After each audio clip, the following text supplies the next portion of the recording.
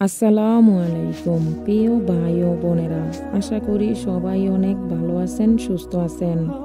উত্তম কিছু চান তাহলে সব কিছু আল্লাহর উপরে ছেড়ে দিন, কারণ আল্লাহ যা করেন বান্দার ভালোর জন্যই করেন। তুমি যা জানো না, তোমার রব সেটা ভালো জানেন। আল্লাহ তাআলা তোমার এই চোখের পানি, তোমার এই ধৈর্য, তোমার এই সবর, যখন তুমি কান্না করে আল্লাহকে ডাকো তখন কি হয় জানো? সেই কান্না আল্লাহর আরশের কাছে পৌঁছে যায়। আর আল্লাহ তাআলা বলেন, আমি তোমার পাশেই আছি। হে আমার বান্দা, তুমি দুঃখ করো না, তুমি কষ্ট পেও না। আমি তোমার অন্তরের চেয়েও বেশি নিকটবর্তী। তুমি যখন গভীর রাতে উঠে তাহাজ্জুদে আল্লাহর কাছে দুহাত তুলে কাঁদো, তখন তোমার রব তোমাকে শোনে এবং তোমাকে দেখে। তুমি আল্লাহর কাছে চাও।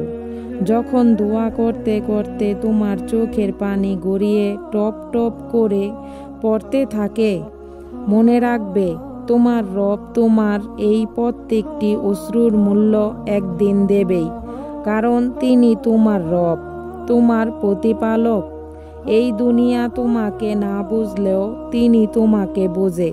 তিনি তোমার প্রত্যেকটি কষ্টের কথা বোঝেন। যখন তোমার চোখের পানি গড়িয়ে পড়ে সেজদায়, মনে রাখবে তখন আল্লাহ তাআলা বলেন, তুমি চিন্তা করো না আমার বান্দা, আরেকটু সবর করো, আর একটু ধৈর্য ধরো। তোমার এই কষ্টের পরীক্ষা খুব তাড়াতাড়ি শেষ হতে চলেছে। যেটার জন্য তুমি কান্না করছো, হতে পারে সেটা একটু দোয়ার দূরত্বে আছে। পরীক্ষা তো তাদের জন্যই হয়ে থাকে যাদেরকে আল্লাহ বেশি ভালোবাসেন এবং যাকে চান তাকেই পরীক্ষা করেন। যখন আমাদের চারপাশটা ঘন কালো মেঘে ঢাকা পড়ে যায়, তখন মনে হয় যেন কোনো আশার আলো নেই। কিন্তু মনে রাখবে আল্লাহ তাআলা সব সময় আমাদের পাশে আছেন। তিনি আমাদের জন্য এমন কোনো সংকট সৃষ্টি করেন না যার সমাধান তিনি রাখেননি। কালো মেঘের পরে সূর্য যেমন উদিত হয়, তেমনি তোমাদের জীবনের সংকটও কেটে যাবে ইনশাআল্লাহ। রাসূল সাল্লাল্লাহু আলাইহি সাল্লাম বলেছেন, মুমিনের অবস্থাও বিস্ময়কর। যখন সে ভালো কিছু পায় তখন আল্লাহর শুকরিয়া আদায় করে, আর যখন সে কষ্ট পায় তখন ধৈর্য ধারণ করে। তিনি আরো বলেছেন, দোয়া হলো মুমিনের অস্ত্র। যখন আমরা অসহায় বোধ করি তখন দোয়া হলো আমাদের সব থেকে বড় সমাধান। আল্লাহর কাছে দু হাত তুলে ভিক্ষুকের মতো চাও, তিনি তোমার দোয়াগুলো কবুল করবেন। আমাদের জীবন ও জীবিকার সব দায়িত্ব আল্লাহর কাছে। যদি আমরা তাকে মনে প্রাণে বিশ্বাস করি এবং তার উপর ভরসা নির্ভর করি, তবে কোনো দুশ্চিন্তা আমাদের মনকে ভারাক্রান্ত করতে পারবে না। মনে রাখবে, জীবনের পথে চলতে গেলে পরাজয় আসবে, দুঃখ কষ্ট আসবে, কিন্তু এই পরাজয় মানে থেমে যাওয়া না। আমাদের প্রিয় নবী মুহাম্মদ সাল্লাল্লাহু আলাইহি সাল্লাম, তিনি আল্লাহর নবী। ওনাকেও জীবনে অনেক কষ্ট পার করতে হয়েছে।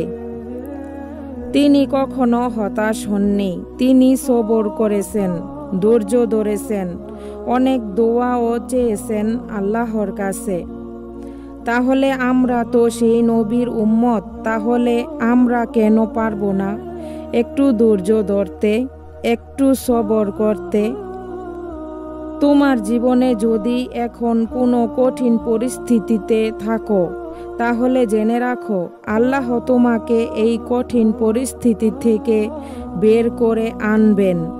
শুধু তোমাকে আল্লাহর উপরে বিশ্বাস রাখতে হবে, রবের উপরে তাওয়াক্কুল করতে হবে। পবিত্র কোরআন এবং হাদিসের আলোকে আমরা জানি যে আল্লাহ সেই সব মানুষের দোয়া দ্রুত কবুল করেন যারা তার প্রতি একান্তভাবে বিশ্বাস স্থাপন করে থাকেন। তোমার মুখে দোয়া করছো কিন্তু তোমাদের মন অন্য কোথাও পড়ে আছে, এরকম উদাসীন অন্তরের দোয়া আল্লাহ তাআলা কখনো কবুল করবেন না। তাই সাবধান, আন্তরিকতার সাথে দোয়া করবে, উদাসীনভাবে নয়। আল্লাহ তাআলা অচিরেই তোমার দোয়াগুলো কবুল করে নেবেন। আমিন সুম্মা আমিন। তোমাদের এই ভিডিওটি কেমন লাগলো অবশ্যই কমেন্টে জানাবে। তোমাদের যদি দোয়া কবুলের চ্যানেলটি ভালো লেগে থাকে চ্যানেলটিকে সাবস্ক্রাইব করে চ্যানেলটির পাশে থাকবে।